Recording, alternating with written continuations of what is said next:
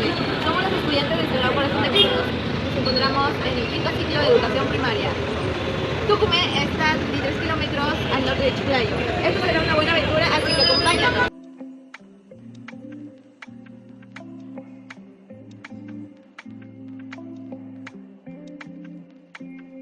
Para llegar a nuestro destino final agarramos el combi que queda en el paradero de los pueblos. A continuación vamos a ver por dónde es que fuimos pasando para poder llegar a nuestro destino final, que pues es Tucumé. Aquí vemos por dónde hemos pasado. Luego fuimos por el departamento de Lambayeque. Luego llegamos a Mochumí. Después de Mochumí, ahí encontramos al parque principal de Mochumí. Luego fuimos directamente a Tucumé y llegamos a nuestro destino final. Hola, ya nos encontramos aquí en el distrito de Tucumé, ubicado en el hermoso departamento de Lambayeque.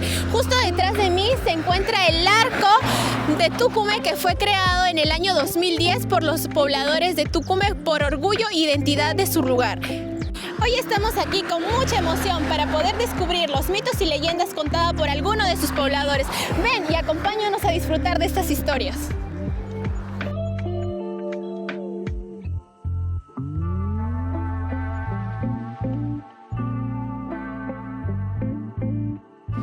Ahora nos encontramos en la plaza central de Tucumé. Como vemos acá está ubicada la estatua del señor Federico Villarreal, quien fue un matemático que aportó en las ciencias sociales y en la educación. Acompáñenos.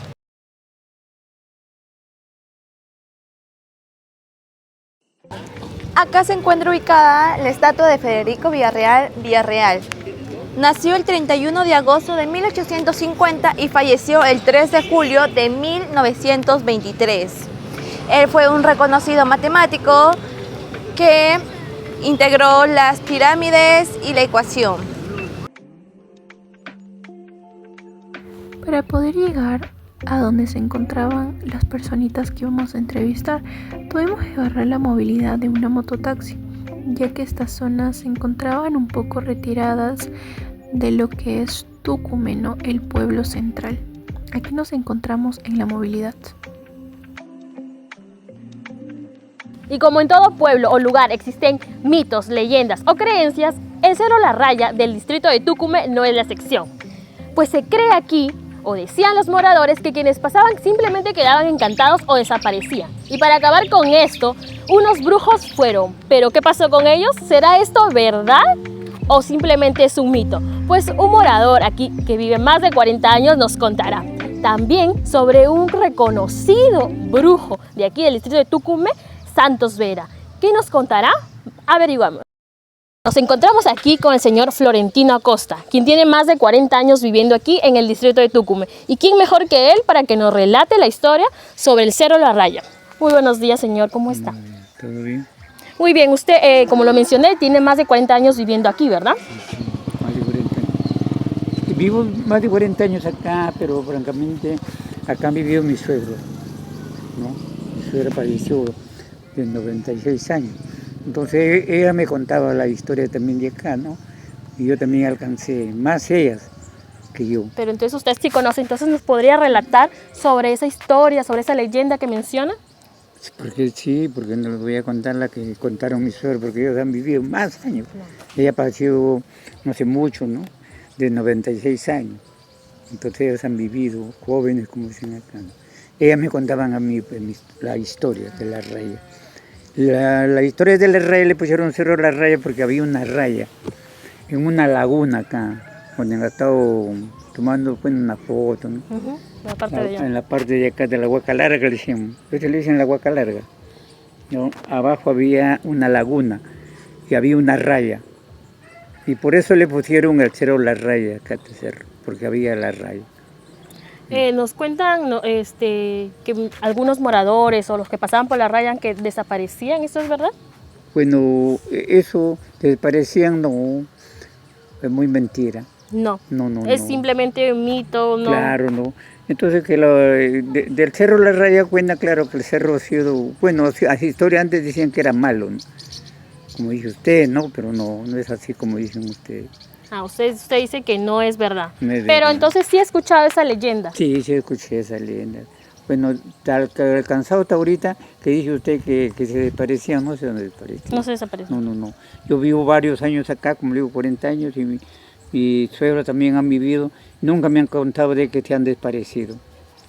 Las rayas sí me han contado. Venían unos de morro, porque le decían a Darabo sus vaquitas acá, su ganado, veían las rayas. Y venían cazadores de, como decir, de pescado para ver si lo cazaban. Era un encanto, como decían, no, se desaparecía la raya. Venían los cazadores, a la hora de cazarlo, no había la raya, se desaparecía. Entonces, como decir, una historia como decir, encanto. Ah, un encanto. Sí. Entonces eso de que simplemente los moradores que pasaban por ahí desaparecían y que llegaron, tuvieron que traer unos brujos para que eso desencante, no es verdad. No es verdad, eso no es verdad. Es que desaparecía es Casa Grande, Morro. Ahí sí, desaparecía el ganado, como decir, pasteadores que iban a patear, pero acá no se escuchaba. No, yo he escuchado de los mayorcitos que me contaban. La raya Chaparril, y la raya, le pusieron la raya, pero era el Cerro Purgatorio. Chaparril y Casa Grande eran como si cerros, como si se encantaban, como Casa Grande, Chaparril. Porque Chaparril queda por Batangrande. Son 3 cerros mentados, que es Chaparril, Batangrande y la historia de Cerro La Raya, que se llama Purgatorio, y Casa Grande, Morro. Bien. ¿Y algo más referente al Cerro La Raya que nos pueda comentar? Usted que recuerde. Bueno, eso es la historia del Cerro La Raya. Eso es. Sí, pero francamente yo le voy a decir, como dice usted, sí he cansado de los brujos que venían a brujear. Ahora ya no, como Santos Vera, como si no. Se acuerda ahí, venía a trabajar él con sus enfermos, pasaban por este camino a trabajar. Dicen que Santos Veras es un brujo muy reconocido aquí. Sí, eso es la ¿Nos verdad. puede comentar un poquito más sobre él? Bueno, Santos Vera, claro, yo lo conocí joven, cuando él al menos tenía sus 30 años. Él ha padecido de 52 años. Su historia decía que era el cerro, estaba incompactado en el Cerro Purgatorio, que es la raya. Sí, es cierto que a veces brujeaba ahí. Era mentado, a nivel mundial. Sí, venían, como decir, gente de Estados Unidos y trabajaban acá. Santos Vera trabajaba aquí en este cerro. Viernes y martes. Pero eso es lo que decían ustedes, usted nunca vio, nunca realmente vivió esa experiencia con él. No. Escuchaba, Claro. Yo lo vi, como decir, ¿no? Claro. Como decir, no de cuento, no, yo lo vi como su modo de trabajar, ¿no? Porque a veces nosotros pasábamos para la chacra y él venía a trabajar de noche, a las 10 de la noche, pasaba por aquí por donde han entrado, por aquí pasaba. Y él salía a las 6 de la mañana. Claro, su historia de Santos Vera cimentado. Era un cerro, como decir, su religión de él, como decir, él era como decir, como ahorita como nosotros creemos en Dios, era igualito. Santos Vera, el cerro era de cuenta su Dios. Para él era Para su él, Dios. sí, pero para mí no, porque hay un Dios que existe. Dios es muy diferente para un cerro, ¿no? Eso es la historia Claro. que contaban de Santos Vera. Y muy aparte de eso, ¿qué trabajos le direccionan a él? O sea, algo que dice Santos Veras hizo esto lo otro, aparte de que se hizo el compactado con el cerro. ¿Sobre de enfermedades o sobre de...? Sí, en general. General, ¿no? De enfermedades. Bueno, Santos Vera, claro, yo le digo porque yo lo he conocido, pues, ¿no? Él venía, como decir, curaba, ¿no? Enfermo, loco. Él ha curado locos acá en el cerro. Los traían encadenados y de ahí se iban buenos. Yo lo he visto, Eso como sí. decir, no que me cuenten, yo lo he hecho como decir en directo, ¿no? Como decir.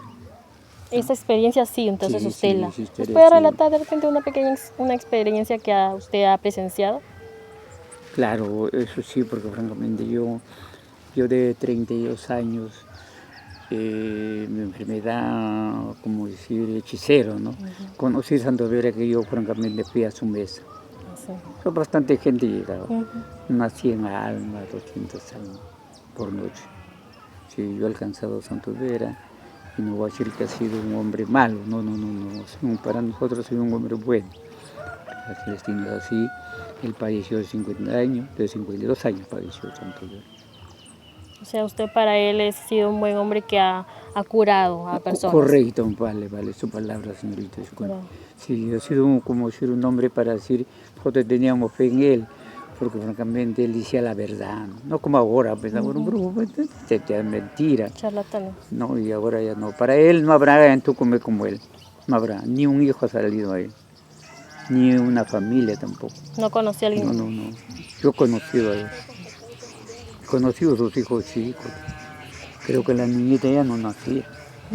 Sí, cuando yo nací, yo tengo ya 78 años.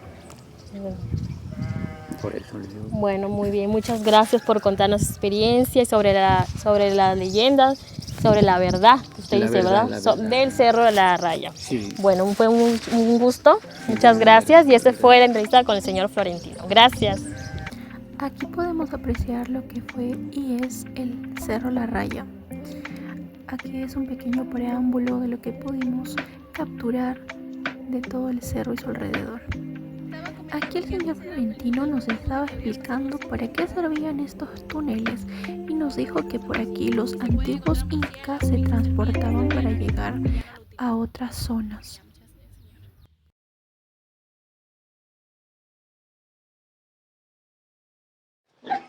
Buenas tardes, el día de hoy nos encontramos con el señor Ricardo Santisteban, quien nos va a narrar lo que es un poco de la historia de la Virgen de la Purísima Concepción, quien es patrona del distrito de Tucumán.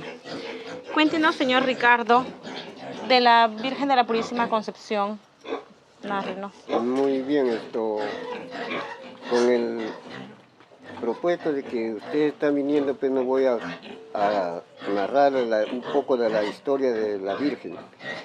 Que antes Tucumán Viejo hubiese sido el pueblo que es ahora de Tucumán, pero se quedó de Tucumán Viejo por motivo de que anteriormente se encontró la Virgen en Tucumán Viejo, y de ver de que tanto tiempo ya no se acostumbraba a la Virgen, comenzó a irse al Cerro Cueto, que todavía el pueblo de Tucumán no estaba, ¿qué puede decir? No estaba fundado todavía. No estaba fundado, no había ningún viviente en el pueblo de Tucumán. De ver los antepasados de que la Virgen no se acostumbraba acá en el Tucumán Viejo, tomaron la decisión y acuerdo entre ambos de hacerle su capilla en el pueblo de Tucumán para que allá se fuera al pueblo, se fundara el pueblo.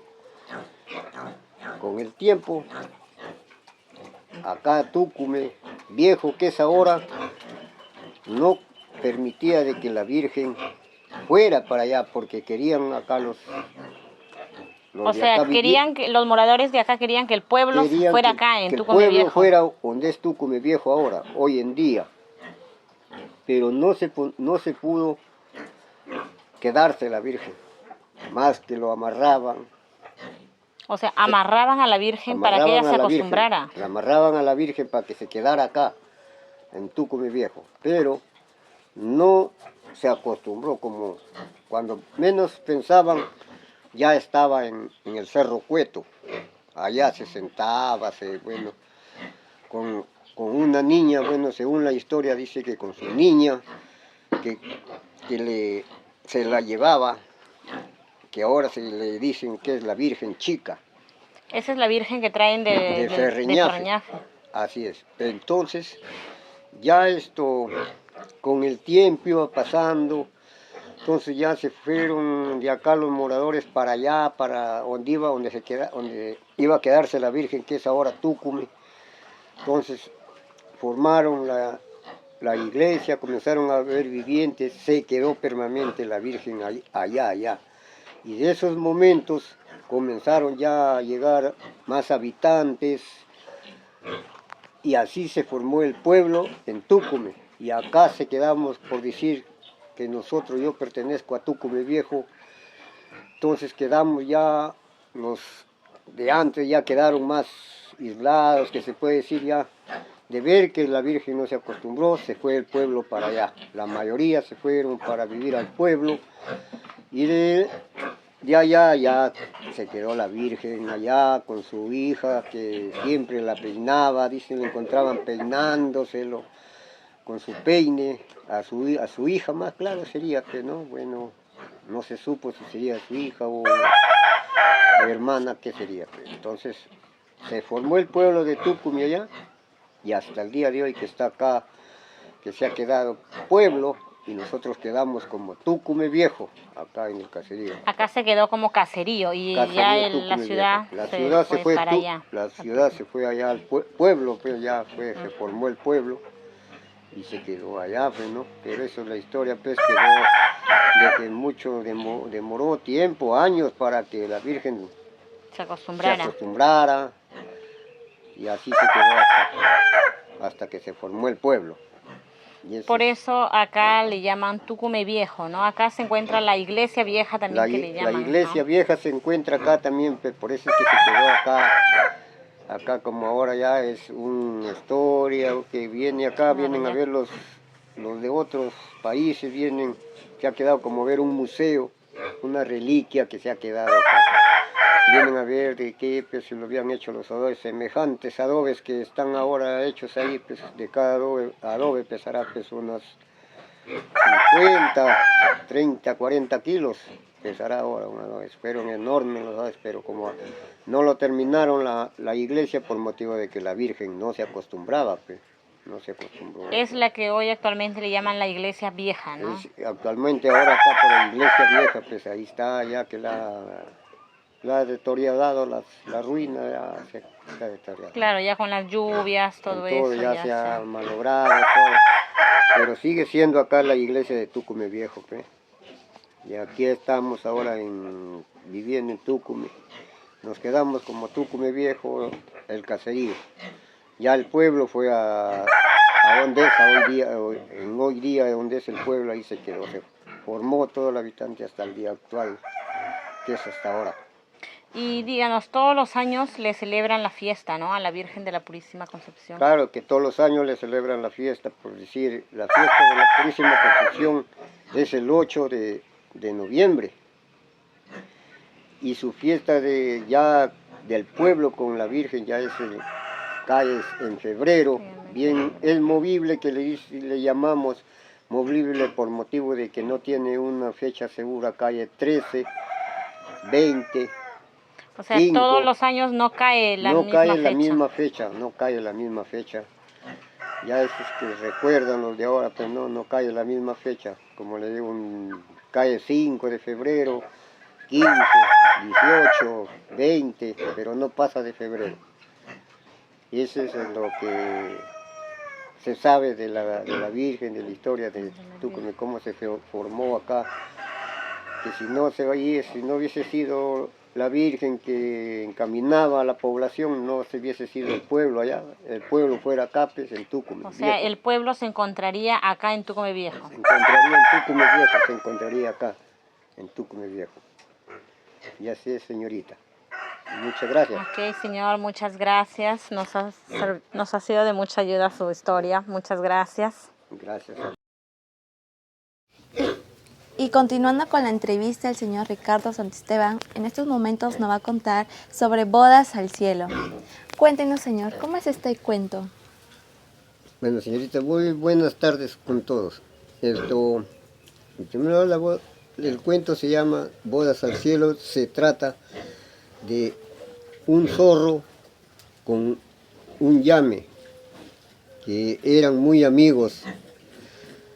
El zorro se hizo muy amigo, lo perseguía al llame, por motivo que hasta se llegó a enamorar del llame, el zorro. Ya caminaban mucho tiempo, iba el llame, iba el zorro, y por distintos lugares que encontraban presa, hacían sus banquetes, ellos se divertían bien.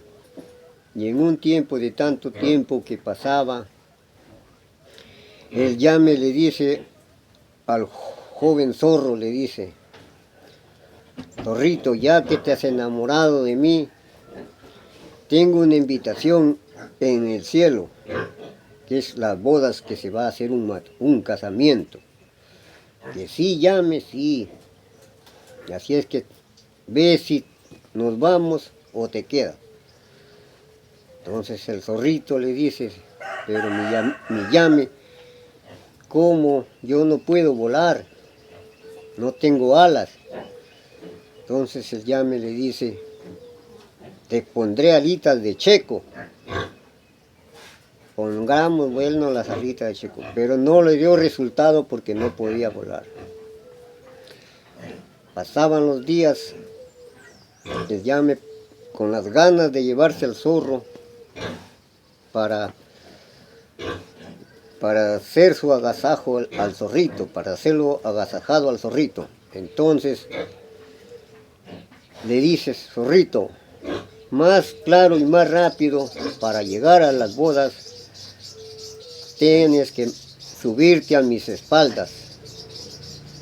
Entonces el zorrito: muy bien, le dice llame, qué lindo acuerdo que has tenido, porque yo voy a ir agarrado de tus hombros, le dice. Entonces se sube el zorro al llame y comienza el llame, le dice: préndete bien, zorrito. Zorrito más se agarraba, comienza, levante el vuelo y se va. Se sube arriba. De verse ya en semejante altura, el llame, como quería devorárselo al zorrito, comienza a hacerle unas de maniobras, bajadas, subidas, bajadas. Me caigo, le decía llamita, me caigo. Préndete duro, zorrito, préndete duro, que ya llegamos, zorrito, ya llegamos. Me caigo, ya no aguanto, me caigo, de tantos movimientos que le ponía arriba. Entonces se llega a desprender el zorrito. Se desprende el zorro y el llama lo venía siguiendo. Desde arriba lo divisaba cómo venía cayendo y el zorro gritaba: señores, por favor, tiéndanme una manta, que me caigo. No le dio tiempo ni nadie lo escuchó y el zorrito cayó al suelo y el llame bajó y de ver que el zorrito estuvo moribundo, lo terminó de matarlo, se lo devoró. Esa fue su ganancia del zorrito, por dárselo, que el zorro era muy astuto, a todos los engañaba. Engañaba al león, al conejo, a todos los animales, muchos los engañaba. Y al llama, con el llama, pagó pecado, ya pagó todo lo que hacía el zorro, ya se lo comió el llame. Y hoy en día no hay otro animal quien se lo come el zorro, no lo come el gallinazo, no lo come otro pájaro, solamente el llama baja y se lo come. Y ahí termina la historia, señorita. Devorado por el llama. Este cuento es una historia muy interesante que nos contó el señor. Previamente nos había comentado de que todos los habitantes de Tucumé conocen este cuento. Y es algo muy importante y valioso, ya que se han pasado el cuento en generación y en generación. Muchas gracias por contarnos este cuento. Y eso sería todo. Muchas gracias. Muchas gracias.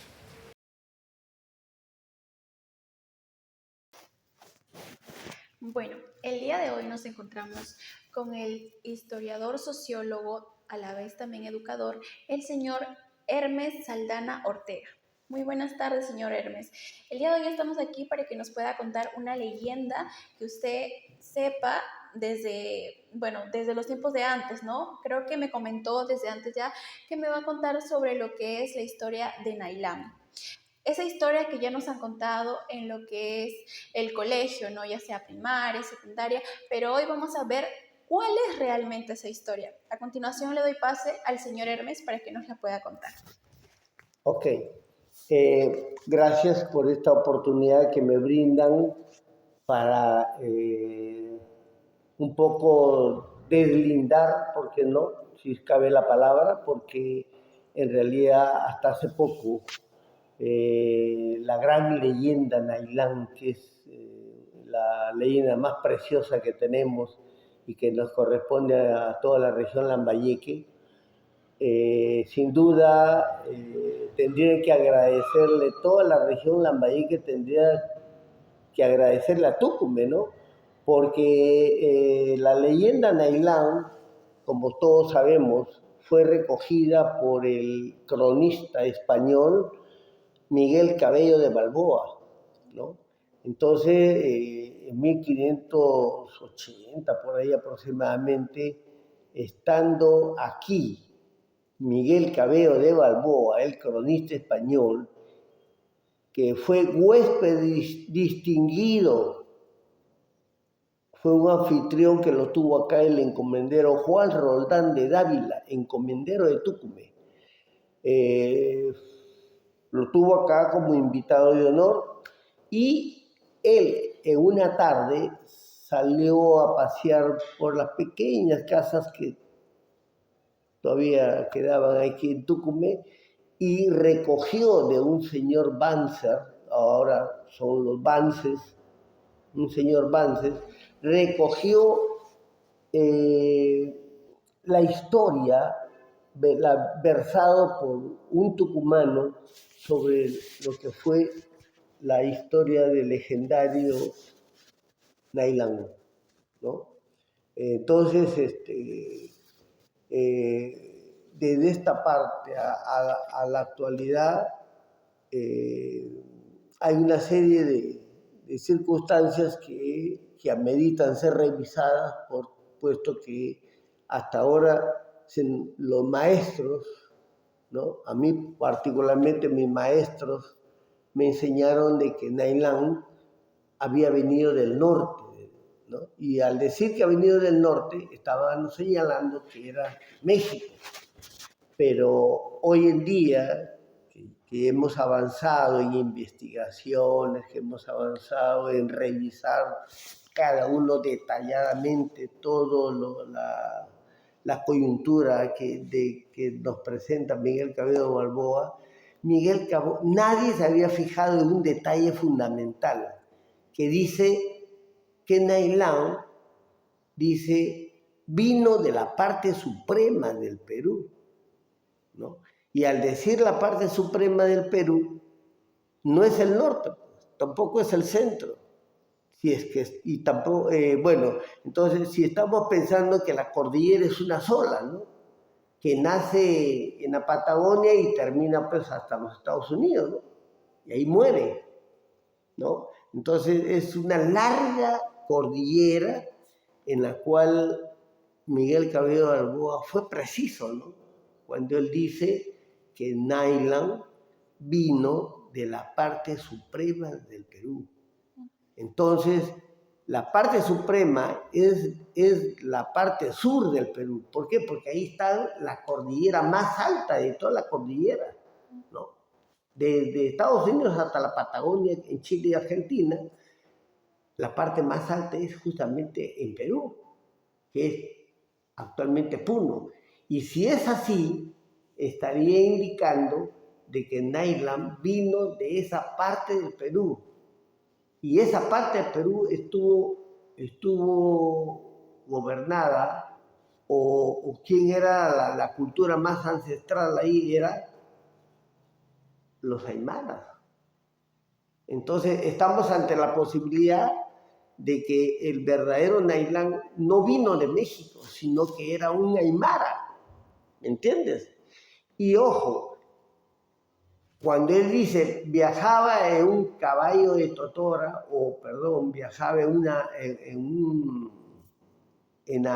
una balsa, pero que en realidad balsa se le dice en esta zona ahora, pero antes era balsilla, ¿no?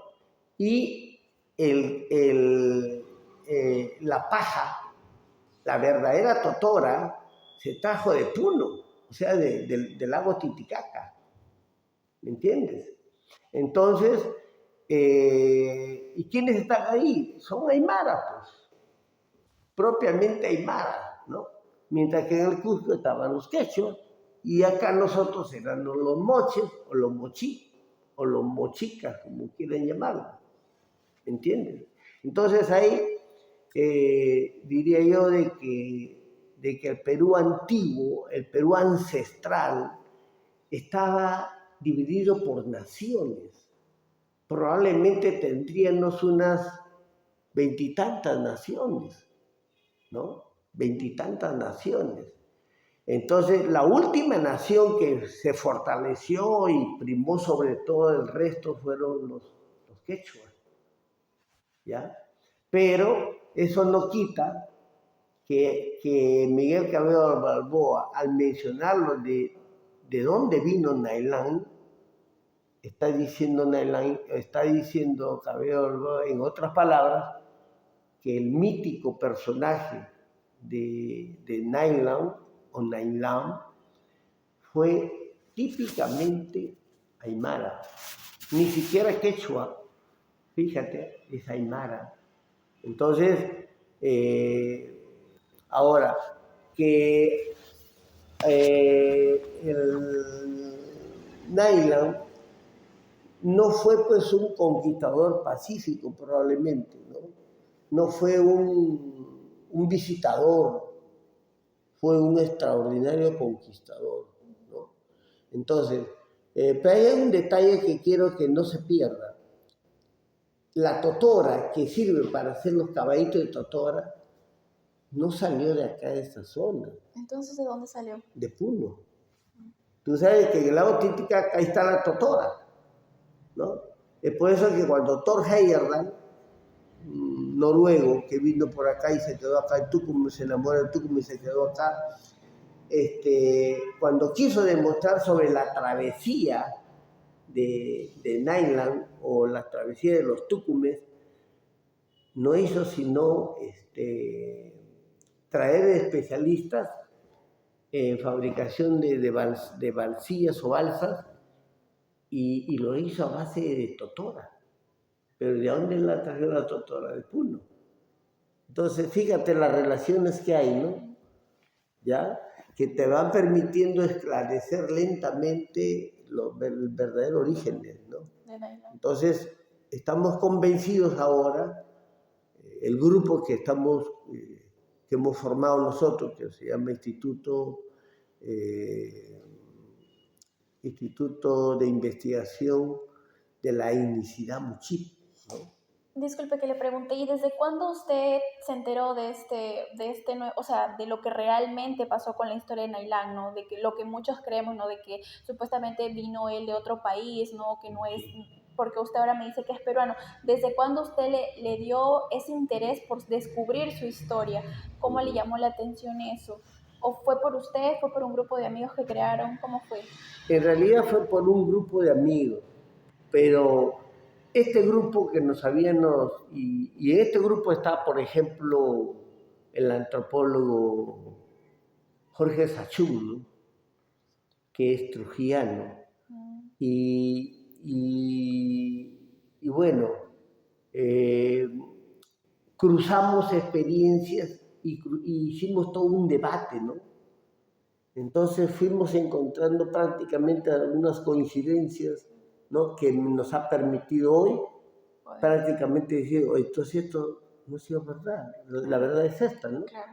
Entonces, eso nos ha permitido que nos sentimos más fortalecidos ahora, porque ahora ya no somos dos, ¿no? Sí, no son. Ya somos ¿Cuántos son? Como cerca de 10 ya. 10. Y vamos a ir creciendo. Y entre ellos se encuentran antropólogos, usted que es sociólogo. Sociólogo, hay un etnólogo, hay agrónomos, hay también autodidactas, ¿no? Historiadores. Estamos por incrementarlo aquí al grupo, a Cruzado, ¿cómo se llama de Lambayeque? Me olvidé de su apellido, pero algo bueno. Lo cierto es que estamos incluyendo inclusive hasta profesores, ya se están incluyendo profesores también, y seguimos debatiendo, ¿eh? O sea, todavía la historia sigue, sigue, sigue, claro. Entonces, lo que curiosamente antes no sabíamos era, porque tú sabes que la lengua muchi es bastante complicado, ¿verdad? Claro, no se escucha muchas personas que puedan tener ese idioma, ¿no? Claro. Entonces, hay algo particular que tenemos que tener presente los profesores o los que se están formando para ser profesores, ¿no? Claro. Que la lengua muchi sí es cultura. O sea, cuando decimos que una cultura es cultura como tal, cuando hay una lengua. Mientras no exista una lengua, no podemos decir que es una cultura. Ahorita, erróneamente, aquí en Lambayeque, por ejemplo, yo escucho a muchos especialistas y profesionales, inclusive incluidos arqueólogos, ellos dicen, la cultura de Lambayeque. Y yo le digo, no es así. Que Nailán tuvo un hijo llamado Yampayep, y que le dijo, tú te quedas acá, y formó lo que ahora es Lambayeque, ¿no? La ciudad de Lambayeque. Y se quedó ahí, porque ese era su dominio. Lo dejó su padre, Nailán, ¿no? Claro. Y lo tomó como una herencia. Ok, listo. Entonces, igual, ¿no? Aquí, a Tucumé, ¿a quién mandó? Mandó Nailán, posesionó acá y le dijo, tú te quedas aquí. ¿Y quién fue su hijo? Sium. Pero Sium tuvo un hijo llamado Nor, ¿no? Y Nor, ¿hijo de quién? De Cala. Y Cala ya vino Tuqueme, ¿no? O sea, es increíble saber, ¿no? Cómo esto viene de generación en generación. De Nailán a sus hijos, que dejó prácticamente cada uno un imperio prácticamente, ¿no? Con lo que son los lugares que se encuentran acá en el departamento de Lambayeque. Claro. Entonces, a nosotros nos llamó poderosamente la atención cuando revisando algunos manuscritos, ¿no? Decía, oye, qué raro, qué coincidencia tan atroz, que la palabra Imo no es un nombre de acá, sino es un nombre aymara, porque es Illimor, ¿ya? Pero Illimor, llegan los españoles y lo transforman en Illimo, o sea, le quitan la R y lo dejan en Illimo, ¿te das cuenta? Ya, entonces descubrimos que es una palabra aymara. ¿Y eso qué significa? Que por los apellidos hay mucha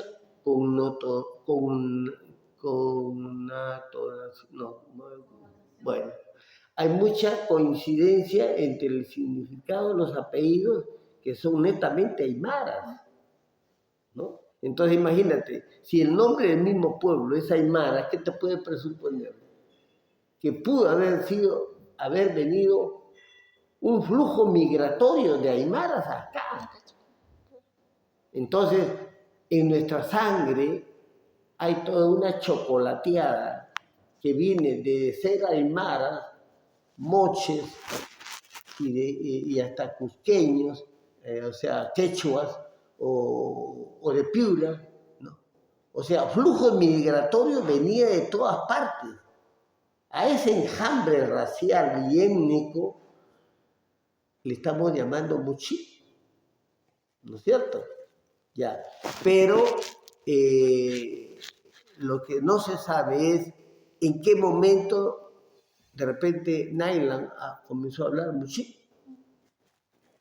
y probablemente ya venía con una matriz aymara, o sea, él sabía hablar también el aymara y probablemente pudo haber sabido un poco de quechua y al final terminó hablando porque él conquistó esas tierras y a sus hijos los puso como gobernantes y le repartió sus dominios, ¿no? Eso es lo interesante, ¿no?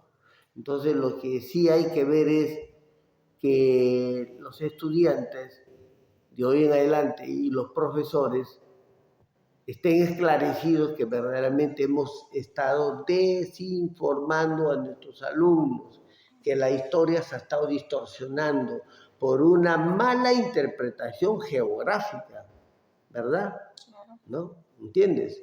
Entonces, y que Nailán no vino de México, sino que él es de esta zona, ¿ya? O sea, es netamente, para nosotros, por el momento es aymara, su raíz han sido aymara, y que todos estos pueblos de la región Lambayeque no han obedecido sino a un flujo migratorio venido de todas partes.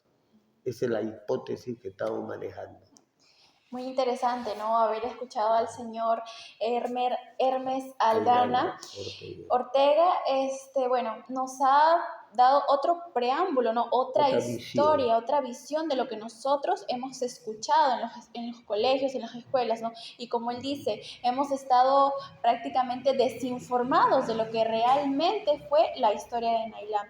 Y bueno, señor Hermes, agradecerle por habernos dado un poco de su tiempo para podernos relatado esta historia y habernos sumergido lo que ha sido, ¿no?, la historia de Nailán. Muchas gracias.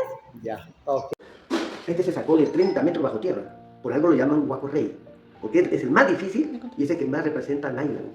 Nailán está representado por esto y por esto, ¿no? Es el típico Nailán. Es como este parecido también, ¿no? Igual. Eso es lo que más representa a Nailán. Y este también, ¿ves la parte ornamental que es esto? Lo que trae como ornamento en la cabeza. Eso es lo que tipifica al gran Nailán. ¿Ya? Pero ojo, y aquí está la clave.